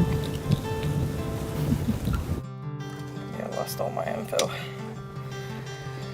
What'd you say? So checking the turkey in is quite an easy process, especially now that we have that mobile e-check thing that we can do. It's always been very easy because I think some of mine had to be checked in like that growing up, and you had to go and take it and check it in. I don't know. Did I ever have to I don't do know that? when the transition started. I just know that it's a lot easier now than having to take it to the check station. Yes, I just remember it being easier than it was when I was quite young, and it's just as simple as you open up your app and you hit mobile e-check-in, and then you fill out all your information, where you're at, the time, certain measurements, just depending on what you have killed, and you hit submit, and that is it. Maybe get out here and try this. Yes, I was just thinking, listen, if you're one of my friends from Edmond or you live in the city, just try hunting is my thing. Go fishing, go on a hunt, go on some certain hike and find some wildlife. Do something in nature, because it's where I find my happiness, my happy place, and my comfort my entire life. And so many great memories are made when you do that. So I just highly recommend, please, just give it a try.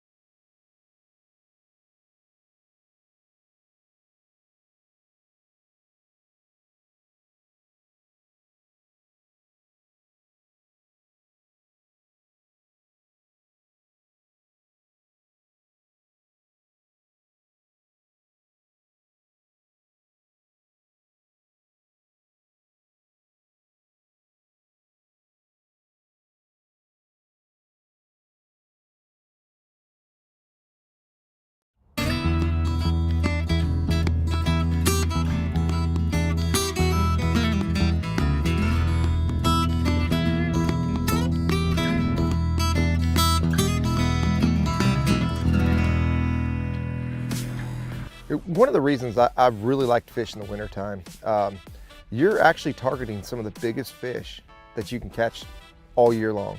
They're plump, they're getting ready to spawn, so you've got the mix of full belly plus girth from eggs.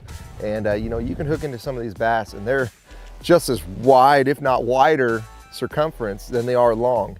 And it's just so much fun when you hook into one of these big fish. The water temp is, right now we're looking at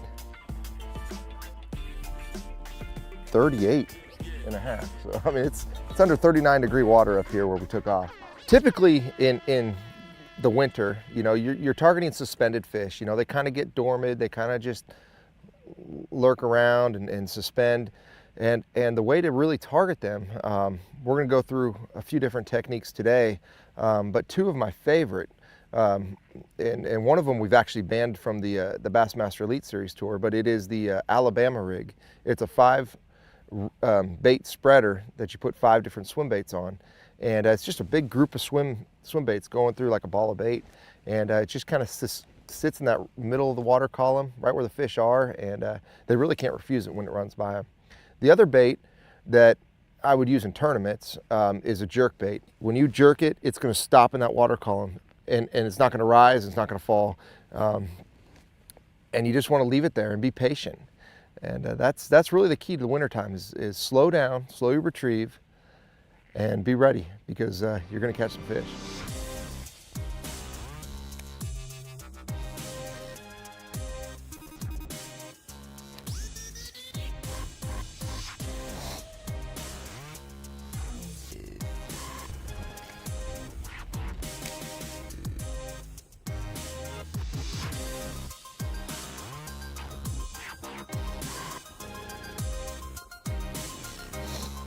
There we go.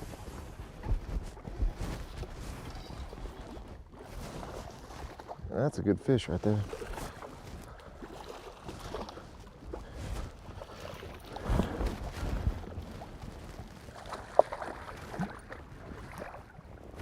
Hey, buddy. Look at that.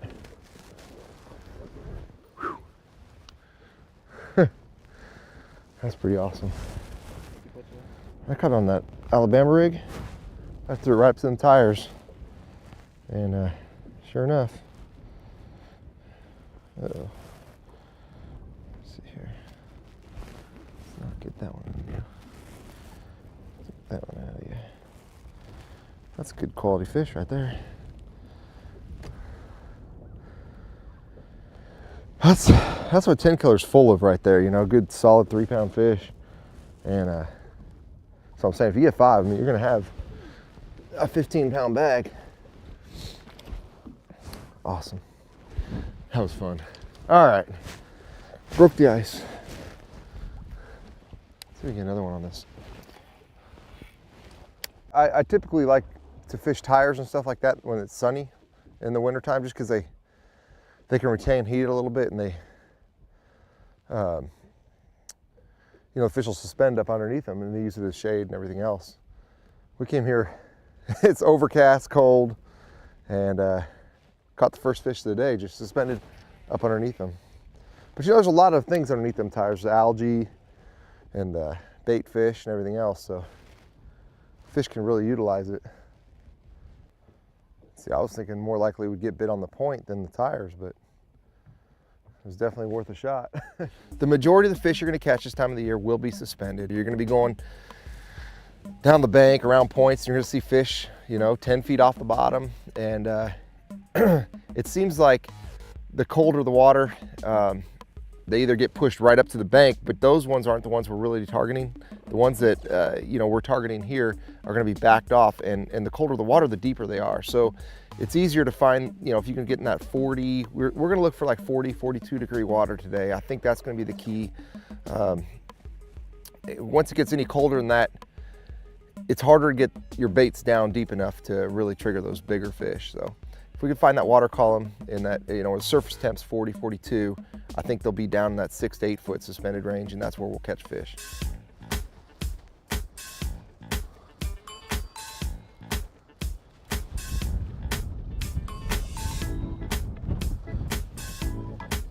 Largemouth. He ate that one. I would put on a bait that you can go and cover a lot of water, because you're not gonna find a whole lot of fish just grouped up in one spot. You might, but you're gonna catch a lot of individual fish. And really the best way to do it is to throw that 5-rig spreader, the Alabama rig. Little guy, I can hardly hold you, my fingers are so frozen. But I'll tell you, it's so fun. It is so much fun.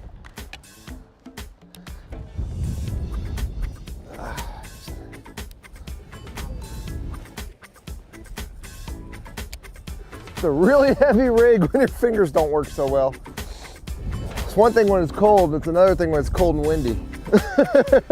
But it does keep you warm at the same time, because it's a lot of work to throw the Alabama rig. With the wind chill right now, it's definitely freezing, because my fingers feel like they could shatter if a fish bites. So, oh man. This is the Alabama rig.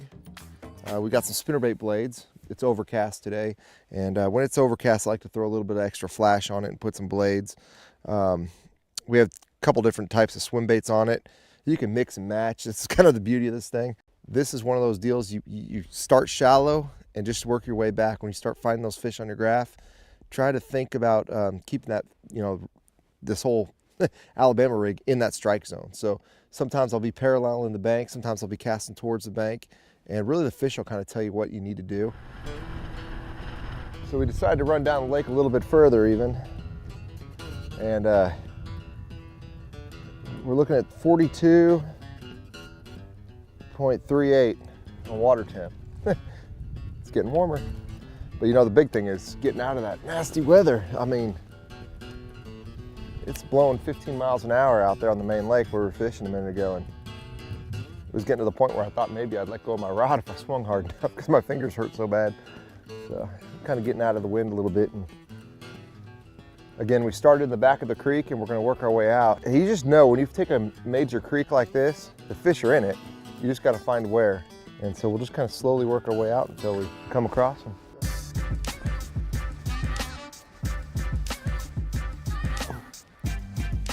Little guy.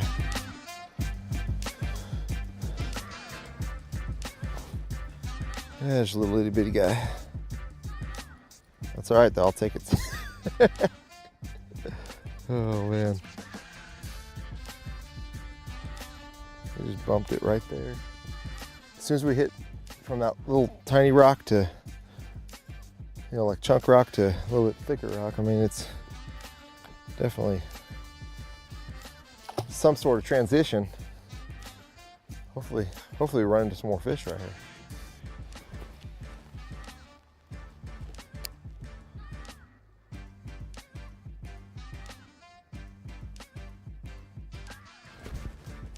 There we go.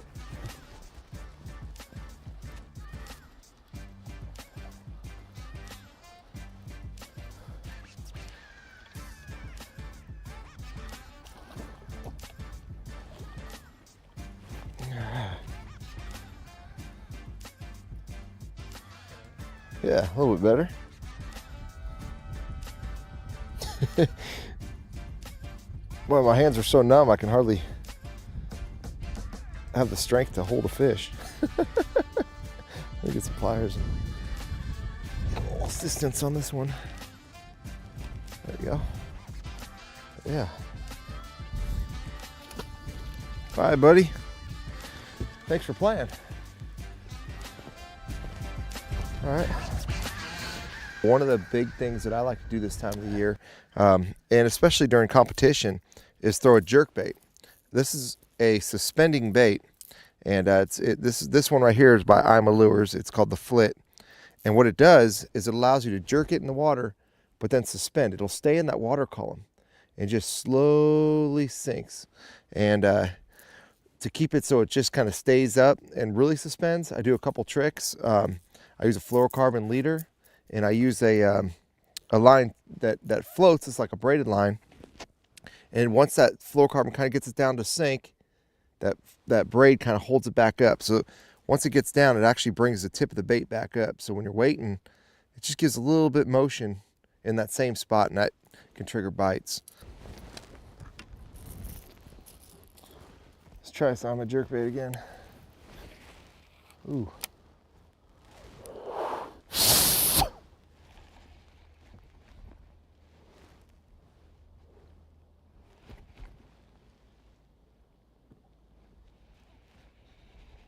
Yep, on jerkbait. Oh. Oh, stay on there.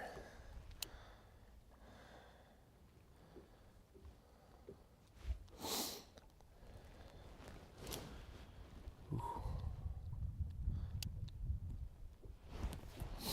That's awesome.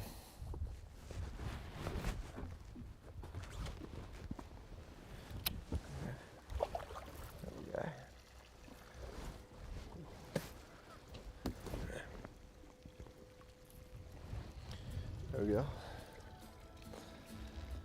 If you can stand to come out here in the cold, and a couple things that I'd like to emphasize: you're going to be out here fishing for big fish. It's going to be windy. Most of the places we're going to try to fish are going to be where we can go with the wind, so the wind's to our back. The other thing is, if the main lake's not really working for you, go into back some of these pockets, and I say go all the way to the back of the pocket and work your way to the mouth if possible. Somewhere in between, you're going to run across fish, and once you figure that out, you can kind of pattern it through the lake.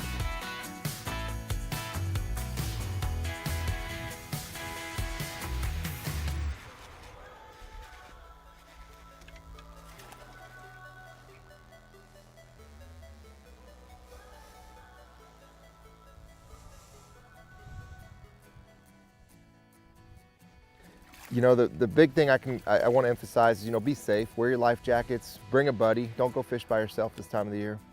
But be ready to catch some fish. It's so much fun. Lake 10 killer. Whew. Awesome. Wintertime fishing.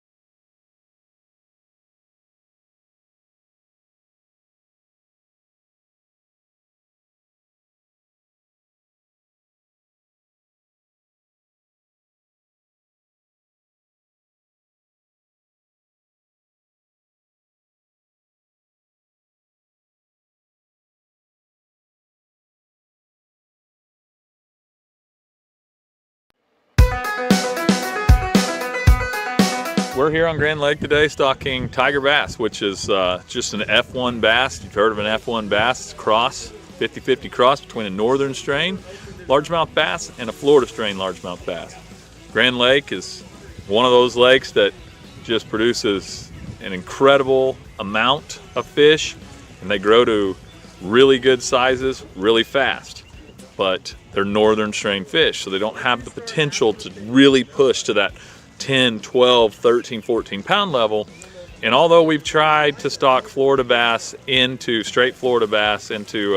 Grand Lake since the early 80s with our Florida bass stocking program here in Oklahoma, it's just too far north. Studies showed late 90s, early 2000s that if you were north of the 3,400 degree heating day line, you just probably weren't going to have success with Florida strain bass, and that's proven to be the fact.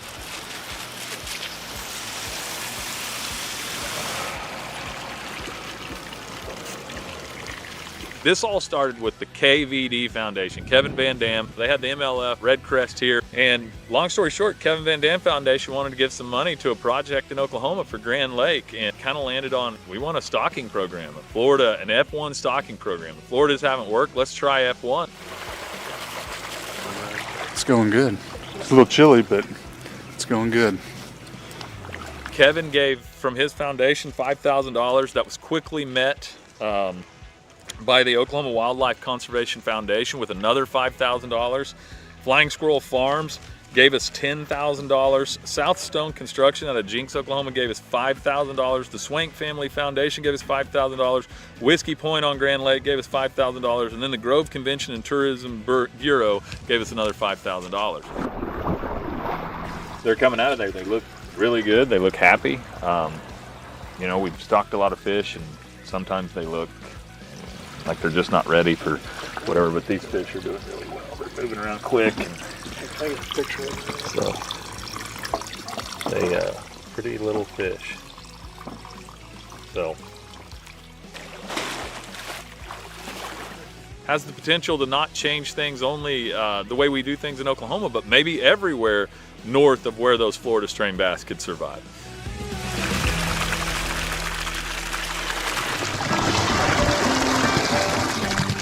We're stocking 3 locations, 31,000 apiece, all good habitat in the backs of these creeks. Point in stocking only 3 locations and not sprinkling them around is 1, safety in numbers. 2, we want to be able to track these things. And we're not going to be able to in 2 years from now, probably. These things are going to really spread out. But the cool thing about bass, little bass, is within their first year of life, they really don't move a long way. When I talked to a guy, and one of the biologists in Virginia that's been doing this for a while, he was amazed, and he told me, you know, our typical age 1 largemouth bass in such and such lake in Virginia are 8 inches, 7, 8 inches. These fish, when they pulled the fin clips and the genetics came back, these tiger bass were 12 inches at age 1. So it's really up in the air how big these things will be next year, which, and at the end of the day, is not all that important. We really are just trying to push trophy potential as a whole. So it's 5, 6, 7 years from now, do we see 10-pound bass? That's what we want to see. It is cool if we get some really crazy explosive growth out of the gates, but people, you know, anglers are excited about big fish.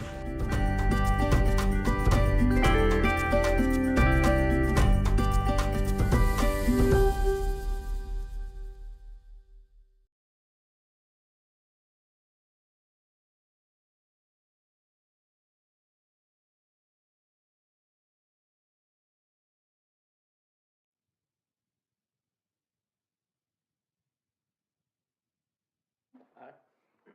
Commissioner Mabry? Aye. Commissioner Zelf? Aye. Commissioner Dillingham? Aye. Commissioner Kane? Aye. Aye. Do we have a motion to Mr. Chairman, proceed with these properties? I would like to make a motion to allow staff to proceed with these properties. Authorize the director to sign where he needs. Yes. Okay. Do what needs to be done.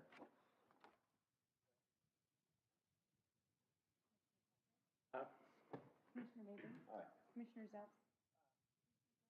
Aye. Commissioner Kane? Aye. Commissioner Roberts? Aye. Any new business? No new business. The next. You do have some. Sammy. Chairman, I would like the official record of this. Recognize Mr. Kane, Commissioner Kane's daughter, Sammy, who's here present with us. Oh, yeah? I'd like that to be in permanent records of this organization. Stand up. There she is. Thanks for coming. Yeah. Jeff, you should have told it. Someday we hope you're on this commission. That's great. The next meeting is July 7th in Oklahoma City. Meeting adjourned. Mayor,